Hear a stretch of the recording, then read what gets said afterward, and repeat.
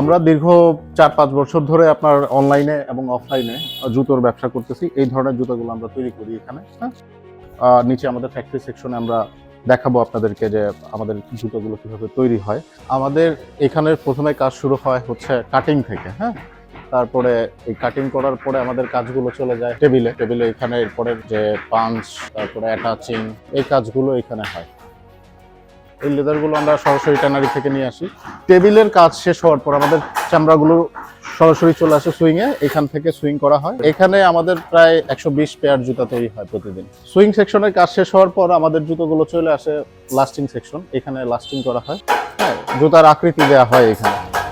এই ফ্যাক্টরিতে আমাদের এভাবেই কাজগুলো সাধারণত সম্পন্ন হয়। এরপরে এই জুতাগুলো চলে যায় আমাদের অফিসে। চলেন আমাদের অফিসে যাই, আমরা জুতোগুলো দেখি। তো ফাইনালি জুতা এরকম শেপে যখন চলে আসে, এটা আমরা কিউসি করে কাস্টমারদের কাছে হ্যান্ড ওভার করে দিই। বাট জাতি গিজি পাওয়ার পরে আমরা দেখছি যে আপনার এই জুতোগুলো মানে সেল করা আমাদের জন্য অনেক বেশি সহজ হয়ে গেছে ওয়েবসাইটের মাধ্যমে।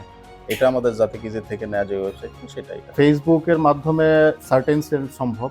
আর যদি সেলস ইনক্রিজিশনের দিকে যেতে চায়, অবশ্যই ওয়েবসাইটের মাধ্যমে সেলিংটা তাদেরকে প্রেফার করতে হবে, এবং সেটার জন্য সহজ একটা সমাধান আমি বলতে পারি যে জাতি গিজি।